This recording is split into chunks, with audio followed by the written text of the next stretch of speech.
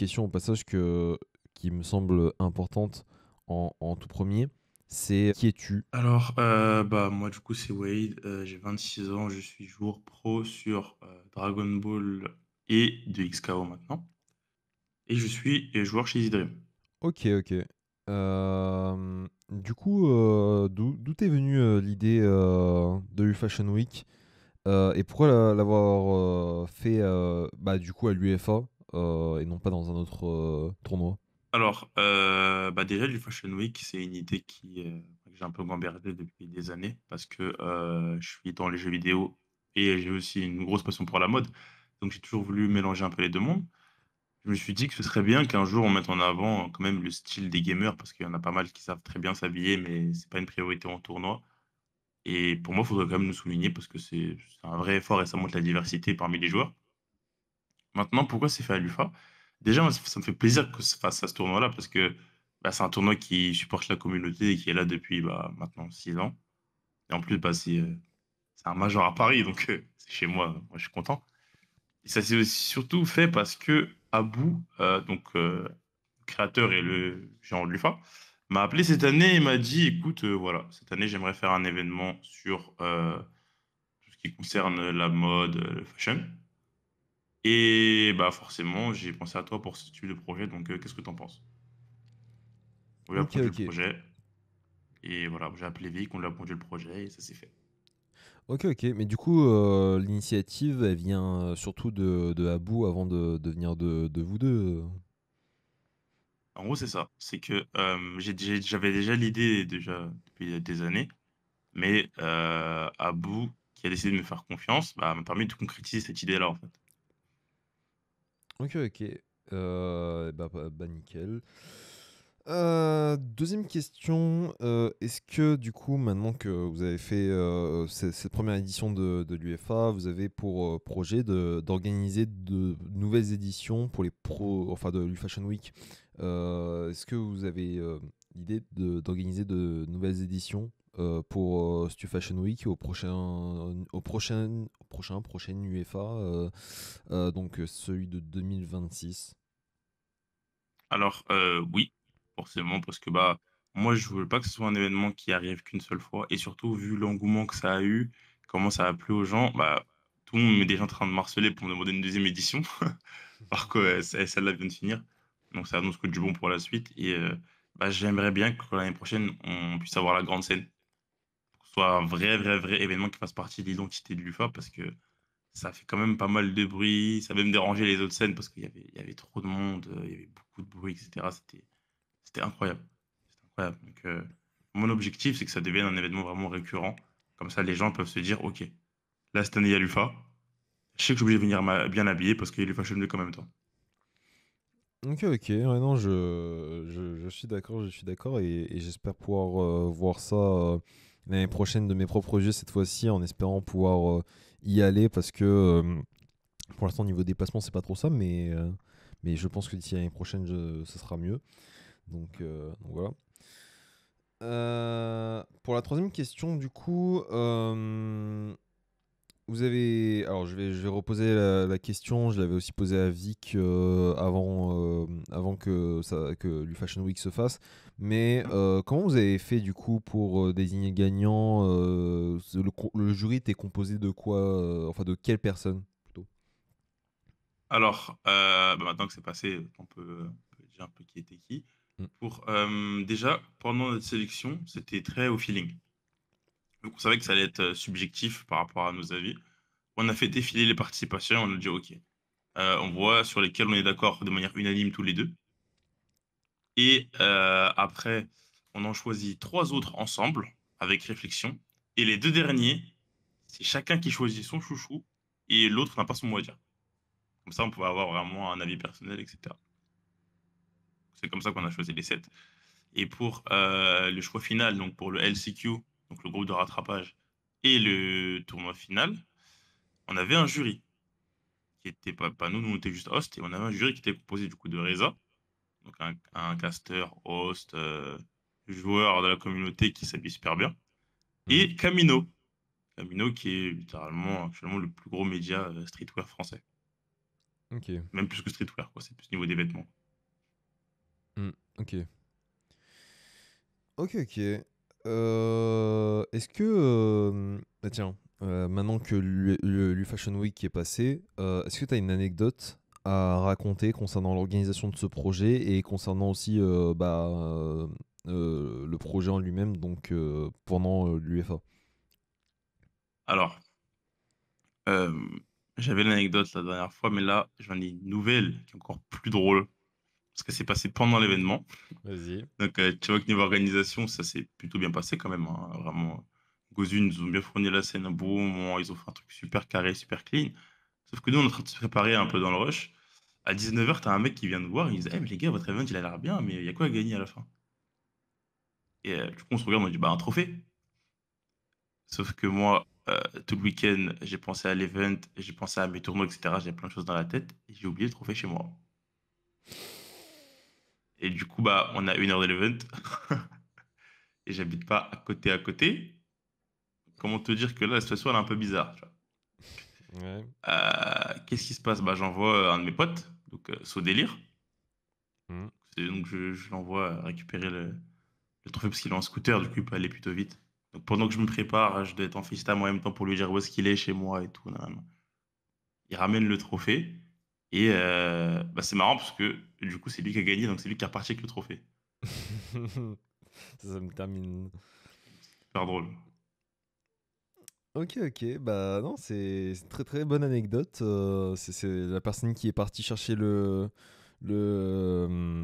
trophée, c'est finalement la personne qui est repartie avec, donc ah non, ça Ça. me fait rire. Euh, alors passons à la suite. On a du coup parlé de U-Fashion Week, mais aussi parlons du côté plutôt de joueur que tu es. Mhm. Donc, pourquoi avoir quitté DBFZ? Enfin, quitté. Prévoir de quitter plutôt, parce que t'as pas encore totalement quitté DB Fighter Z. Et Ouais, c'est un quels sont les... tournoi, quoi. Oui, oui. Et quels sont les problèmes qui font que la scène meurt à petit feu au profit de la future scène de Twixio ou de Marvel Tokon? Bah alors, déjà, de un, moi j'ai besoin de renouveau. J'aime pas faire la même chose pendant trop longtemps. Ça fait déjà 7 ans que je fais Dragon Ball, c'est déjà beaucoup, je trouve. En plus, bah, le jeu est en fin de vie, hein. Tu te rends compte qu'il n'y a plus trop de joueurs. Lui, on était 24, alors que c'est censé être un tournoi majeur. En ligne, tu tombes contre les mêmes personnes. Moi, ça fait 3 ans que je joue contre les mêmes joueurs. Forcément, je suis saoulé à un moment. Et la méta ne me plaît plus trop parce que les patchs étaient assez hasardeux. Ils ont fait des décisions très bizarres dans la direction du jeu. Donc, bah, tu t'amuses beaucoup moins. Tu prends beaucoup moins de plaisir à jouer au jeu. Donc, ça mène forcément à la fin. Et comme je t'ai dit, chaque jeu a une durée de vie en général. Et pour un jeu comme ça, avoir tenu 7 ans, c'est énorme, je trouve. Donc, pour moi, le jeu a plutôt bien vieilli. Et bah là, tu proposes une nouvelle expérience, un peu qui me plaît en plus. Donc, nouvel éditeur, nouveau tournoi, nouvelle communauté. Forcément, je vais aller, quoi. Surtout de XKO, bah, il y a trop d'arguments en fait pour aller jouer au jeu. Le jeu il est gratuit, tu peux jouer en 2v2 avec tes amis, avec tes potes, avec ta famille. C'est par Riot, donc ça va être c'est un très gros éditeur, donc on va voir comment ils vont gérer la scène du jeu de combat. Et bah, les mecs qui ont créé le jeu, c'est les mecs qui ont fait l'Evo et qui ont créé le rollback. Donc, franchement, je pense qu'on a le meilleur online jamais fait de tous les temps sur un jeu de combat. Là, pour te dire, par exemple, hier, j'étais en stream, je suis allé faire un test et j'ai joué avec un de mes potes qui habite en Argentine. Et c'était jouable. Ça laguait pas beaucoup, genre. Ça Hmm. laguait que en mouvement, par exemple dans le neutral. De temps en temps, tu avais un petit dash qui skippait des frames ou quoi. Mais les combos, je réussissais parfaitement. Je peux bloquer ce qu'il fait. Genre, tu peux jouer en fait, tu peux faire un vrai match. Hmm. Alors Ah, qu'il habite en Argentine. du coup, sixième question. Est-ce que tu penses que 2xKO, même si, bon, après réflexion, 2xKO et Marvel Tekken sont deux jeux qui sont pas mal différents sur pas mal de points, mais est-ce que tu penses, parce que les deux sortent à la même période, est-ce que tu penses que 2xKO a moyen de concurrencer Marvel Tekken? Pour moi, faut arrêter de faire ce jeu des concurrences, des oui, équipe A, équipe B, alors qu'on peut littéralement jouer aux deux jeux. Genre, enfin, t'es pas obligé de choisir un camp. Pour moi, tu peux profiter des deux en même temps, surtout que bah, 2x il est gratuit, donc comme si tu achètes token, tu peux tester 2x sur le côté. Et les deux jeux n'ont rien à voir. Ils n'auront pas la même fanbase, je pense. Il y a des gens qui vont beaucoup plus aimer token, d'autres qui vont beaucoup plus aimer la vitesse de 2x ou le rythme, la manière de tag. Genre, pour moi, c'est juste question de préférence. Et sachant qu'ils font un petit peu, entre guillemets, le même rôle parce que c'est des tag games, ça fait une concurrence positive. Si tu vois que tu en as un qui se démarque parce qu'il fait des choses bien, toi, tu as envie de faire encore mieux pour tu vois, rester au niveau ou même faire mieux. Donc, les deux jeux ne feront que faire mieux petit à petit. Donc, pour moi, c'est une bonne chose que les gens aient le choix au final. Ok, ok, je vois effectivement. Bon, j'avais quand même gardé la question parce que je me suis dit que pourquoi pas. Je me suis dit, pourquoi pas. Du coup, septième question. Donc, première question nouvelle par rapport à la dernière fois où on a essayé de faire l'interview. Est-ce que tu as un mot à dire sur l'arrivée de Street Fighter 6 à la prochaine Zilan? Moi, je suis content. Je suis content de fou parce que la Zealand, c'est un event qui est assez genre, grand public et tu vois, populaire. Et ils sont pas habitués à jouer à des vrais jeux de combat. Enfin, je dis ça, je suis un menteur. Je crois qu'il y a déjà eu Smash Bros. Il y a une Il y a année. eu Smash en En fait, 2019 à la première édition, oui. ouais, il y a déjà eu Smash, mais tu vois, c'est pas un jeu qui reste, c'est pas un jeu récurrent ou même ça fait pas assez de bruit. Et c'était il y a genre 7 ans, donc maintenant les gens ils ont totalement oublié. Donc le fait qu'on ait un jeu de combat compétitif, c'est le plus gros jeu de combat actuellement qu'on a. Donc moi je trouve ça incroyable que plein de streamers qui ne connaissent pas ou qui s'y intéressent pas vont pouvoir découvrir ce que c'est le jeu de combat et peut-être aimer et se renseigner et voir s'investir dans la scène. Tu vois. Ça donne toujours plus de visibilité et ça permet surtout à d'autres personnes de découvrir le jeu. Parce qu'on ne se rend pas compte, mais vraiment le pouvoir de quelqu'un qui montre à des centaines de milliers de viewers, regardez, en fait, ce jeu, il est trop bien, il a l'air vraiment bien, on va s'amuser. Même s'il y a 10% qui veut juste essayer, ça fait des centaines de personnes. Tu vois. Et Je ça ramène suis, des nouvelles personnes dans la communauté, donc c'est super. Ouais, non, effectivement, je suis d'accord avec toi et en vrai, on peut remercier un peu aussi, même si c'était pas complètement lui qui a permis ça, mais il a pas mal aidé Mister MV qui a Ah bah oui, beaucoup ah oui. donné pour ça, hein. Ah non, mais le rush qu'il a fait à la fin, où il a fait...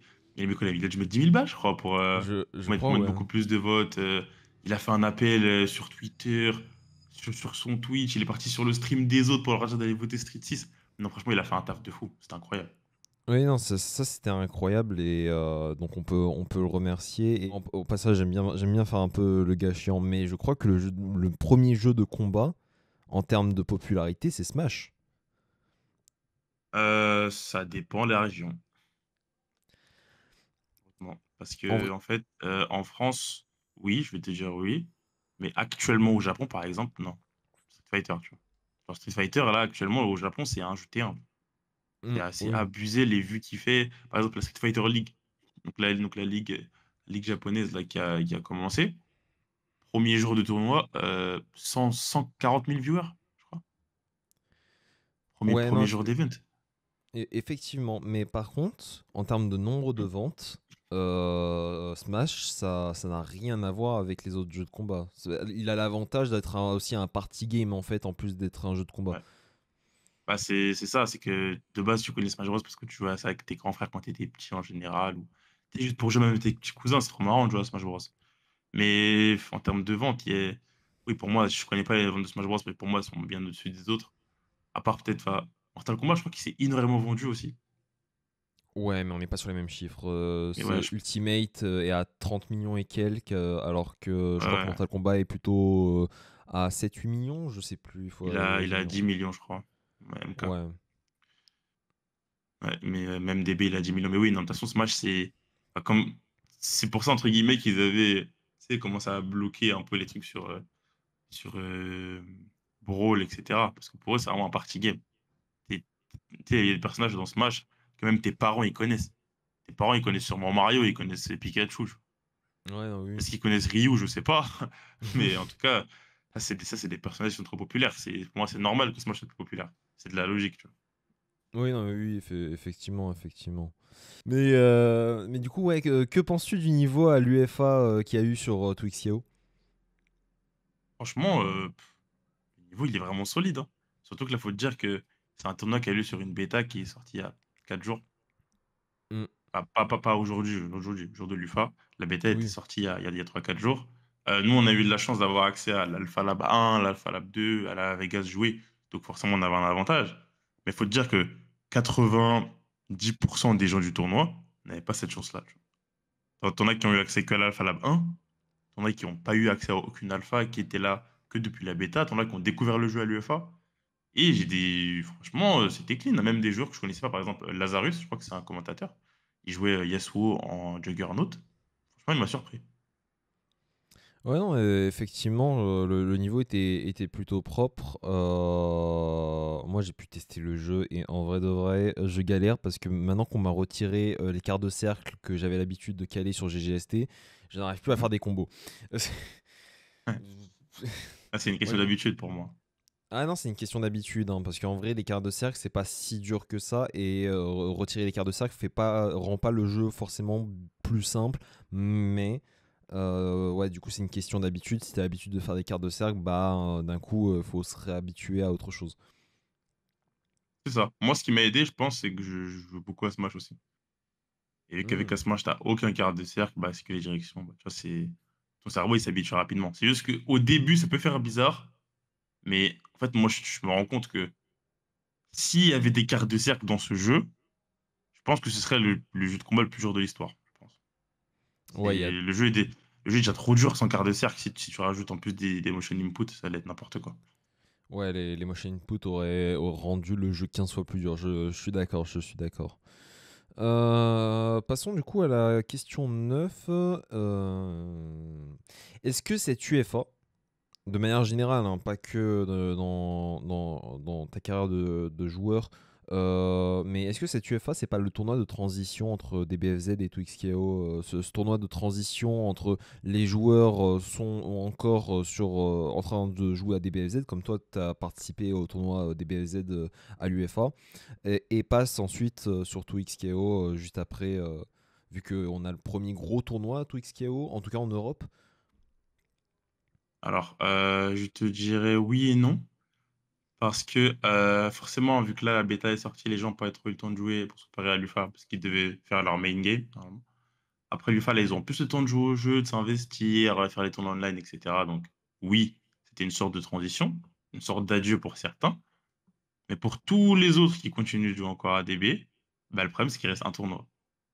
Et on peut pas transitionner 100% sur 2X tant que l'Evo n'est pas passé. Parce que bah, il reste l'Evo qui est dans un mois. Mm. Donc la transition n'est pas vraiment faite. Ce sera là-bas pour moi la vraie transition. Parce que bah, on a l'Evo sur Dragon Ball et on a un gros tournoi 2X qui a été annoncé là il y a quelques jours. Donc Ok, il y aura ok, vraiment les donc. deux. Et après ça, par contre, là oui, là on sera à 100%, passer à autre chose, etc. Moi pareil, hein. Moi c'est après ça, il ne faut plus me parler de Dragon Ball, hein. C'est Ouais. terminé. Donc l'Evo, dernier rendez-vous pour DBFZ et après c'est full to XKO, en tout cas de ton côté. De mon côté, ce sera un peu tu vois, le tournoi d'adieu. Tu vois. Voilà, DB, c'était bien, on a bien rigolé. Et carrière, on a kiffé, maintenant ça y est, on passe à autre chose, prochaine étape. Mm. Après, il y a déjà des joueurs qui ont arrêté avec DBFZ. Je sais pas si Wawa il a participé au tournoi DBFZ à l'UFA. Non, après, ouais, il a arrêté des BZ depuis 3 ans maintenant. Ça fait 2-3 ans qu'il joue plus à Dragon Ball. Excuse-moi, je pense que je suis pas à jour dans mes informations. Ouais, enfin, en fait, regarde, son dernier tournoi offline, je crois que c'était les Worlds. Non, ou même l'Evo, genre. Ouais, ça, je crois que c'était l'Evo. L'Evo, c'était l'Evo 2022, hein. L'Evo Là, on est 2022, ok. 2025. Ouais, effectivement, il y a du temps qui s'est écoulé depuis. depuis. Je sais pas. Moi, on m'a parlé de Wawa, c'est un gros joueur de DBFZ. Je vois sur son Twitter DBFZ, vu que Ah, ouais, non, j'ai c'est le cas. Bah, rejoint. c'est une légende du jeu, littéralement. Oui, non, oui. Pendant 8 mois, il a dominé le jeu, impossible à battre, etc. C'est littéralement une légende de ce jeu-là. Et pour moi, il est top 3 des plus grandes légendes de ce jeu. Mais c'est juste que les gens ont tellement de mal à l'oublier qu'ils sont en mode ah, ouais, ouais, ouais, mais ouais, ouais, les gars, il est plus sur le jeu, les frères. Oui. Ça y est, hein, de temps en temps, il joue. De temps en temps, tu vois, on lance des games, on joue de temps en temps. Ce qui est marrant, c'est que du coup, quand on lance des games, bah, les mecs qui postent tous nos replays là, tous les jours sur YouTube, ils sont en mode comme des fous. Waouh, waouh, ouais, il rejoue, je peux poster une vidéo. Donc, Mm. tu vois, c'est comme ça que ça fonctionne. Mais les gars, Huawei, il a pas fait de tournoi depuis des années. Et là, ceux qui font bah, encore tournoi, c'était qui? C'était Yasha, Doka et moi, qui se déplaçaient beaucoup. Kane aussi. Kane, il a arrêté il y a environ 1 an et demi, 2 ans, je pense. Mais quand ouais, est parti, Kane était encore là aussi. Ok, ok, parce que bah, je sais pas, je pense que dans l'inconscient collectif, on s'est encore tous dit que Wawa était encore sur des BFZ alors que pas du tout. Non, non, juste que les gens, ils ont un espoir qui revienne. Les gens ont tellement d'espoir qui reviennent qui, tu sais, Theorycraft. Ah, il va revenir là. Ah, il fait ça. Ah, là, il joue parce qu'il va revenir. Là, regarde. On a fait des games il y a 1 mois et demi. Tout Twitter est parti en sucette. Ah ouais, ouais, ouais, il rejoue pour venir jouer à l'Evo, pour venir reprendre son titre. Non, non, non. Ouais, non, Juste, il joue, les refs. C'est tout. ouais, effectivement, c'est. mais ouais, non, ok, bah au moins maintenant j'ai l'info. Je sais que Wawa, ça fait depuis un petit moment qu'il ne joue plus à DBZ. Mais du coup, il a joué à quoi en fait pendant ces 3 dernières années? Juste à titre personnel, enfin, pour savoir. On a fait un peu tous les jeux, hein. Tu sais, il joue à Guilty Gear, on a eu une période Tekken, mais il joue surtout beaucoup à Street, hein. Il est super fort à Street en plus. C'est vraiment, il a fait des World Warrior, ou il a fait des top 8 World Warrior, des top 3 à certains tournois. Il est super, super fort à Street Fighter, hein. Ok, ok, ouais, non, je vois, je vois. Et ben, au moins j'apprends des choses. On en apprend tous les jours. Sinon, en dehors de ça, du coup, pour la dernière question, alors c'est à nouveau en rapport avec le Fashion Week. Est-ce que vous avez déjà pensé, toi et Vic, d'organiser un événement du style, même si, bon, remarque, là, ça fait un peu tard, mais un événement du style à l'Evonis? Non, c'est chaud. Ah, là, c'est compliqué. De un, c'est trop tard. De deux, je vais pas te mentir, pour mon dernier tournoi DB, j'aimerais bien être focus quand même. Être vraiment, vraiment, vraiment focus que sur le tournoi et pas sur autre chose. Et je trouve que ça a pas la même âme, en fait. Là, le Fashion Week, ça avait vraiment une vraie signification parce que bah, tu sais, c'est l'UFA, tout le monde de la communauté. Tu sais, c'est vraiment, limite, on est vraiment cette connue là-bas, à avoir vécu des moments incroyables là-bas. Et au niveau de la culture de l'événement, ça avait une vraie signification de le faire là-bas pour l'instant. Là, l'Evo, ce sera juste vraiment juste un concours, concours de drip, entre guillemets, classique. Tu vois. Ça n'a pas la même histoire, pas le même mouvement. Et surtout, bah, de un, c'est trop tard.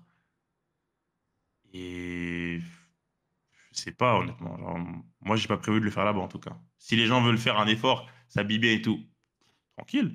Moi, d'ailleurs, je vais devoir sûrement y aller en costard parce que c'est dans mon second goal qui était atteint hier. Mais non, je compte pas faire du Fashion Week là-bas pour l'instant. Ok, ok, mais est-ce que tu penses le garder que pour l'UFA, le Fashion Week, ou est-ce que tu penses de temps en temps le faire, pas forcément de manière régulière, mais de temps en temps le faire sur d'autres tournois en France, du coup? Ça peut se faire sur des plus petites échéances ou des formats différents. Mais moi, de mon côté, pour le concept, si ça se fait ailleurs, que ce soit aux États-Unis ou quoi, ça peut être pas mal de le faire dans d'autres pays, voir un peu les styles des autres régions, choses comme ça. Mais le main event sera toujours l'UFA pour moi. Parce que bah, c'est là où l'événement il est né et c'est là où les gens vont sûrement se donner rendez-vous pour l'étape finale à chaque fois, tu vois. Surtout que, tu sais, on connaît déjà la prod, ils sont déjà bien. Et comme tu as dit, pour moi, c'est là où il y a eu la naissance de l'event. Ça restera toujours spécial là-bas. Je suis totalement d'accord avec toi et je comprends, je comprends, je comprends. Eh ben, je pense qu'on arrive à la fin de cette interview. J'ai posé mes 10 questions. C'est ça, ce qui fait pas mal en vrai, 10 questions, je me rends compte. Euh, du coup, merci en tout cas pour cette interview. Merci beaucoup. C'est à toi. Euh, Surtout d'avoir accepté de retourner l'interview à nouveau parce que c'est vrai que euh, la première, alors, en tout cas la première interview qu'on avait faite, il y avait eu un problème de son qui fait que on pouvait pas l'utiliser. En tout cas la vidéo on pouvait pas l'utiliser, donc c'était soit on avait une interview écrite comme Vic, soit on n'avait rien. Donc Donc, ouais, en tout cas, Non, merci. t'inquiète, hein, pas de problème. En fait, tu sais, de mon côté, je suis créateur aussi. Donc, je suis monteur, etc. Donc, je sais ce que c'est quand tu as un rush qui est niqué à cause d'une qualité et que tu as le seum parce que tu sais, étais content du contenu, mais le truc n'est pas utilisable. Donc là, je me dis, j'ai du temps, tu vois, autant on refait, tu vois.